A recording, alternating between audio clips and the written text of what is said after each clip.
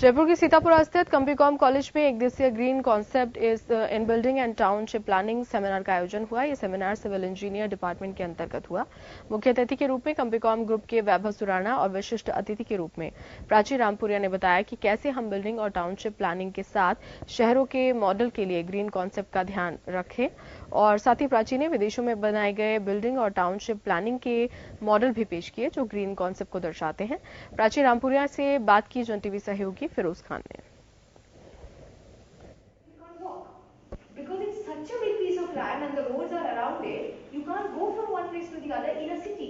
So it might be really good for you as a resident in that community.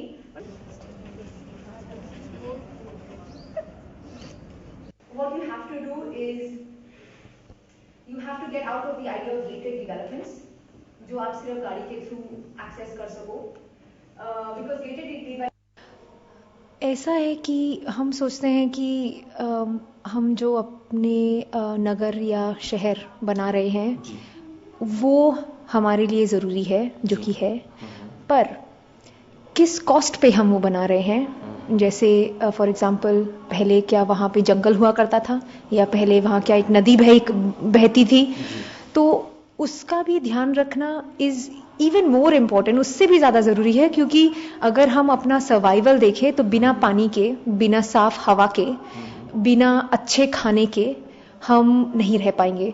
तो जब तक हम ये तीनों चीज़ सोचकर अपनी जो नई पीढ़ी के लिए जो नगर बनाएंगे, जब तक ये तीनों चीज़ नहीं उसमें सही से डिज़ाइन जब तक नहीं करी जाएंगी, तब तक बिल्डिंग बनाकर कोई फायदा नहीं।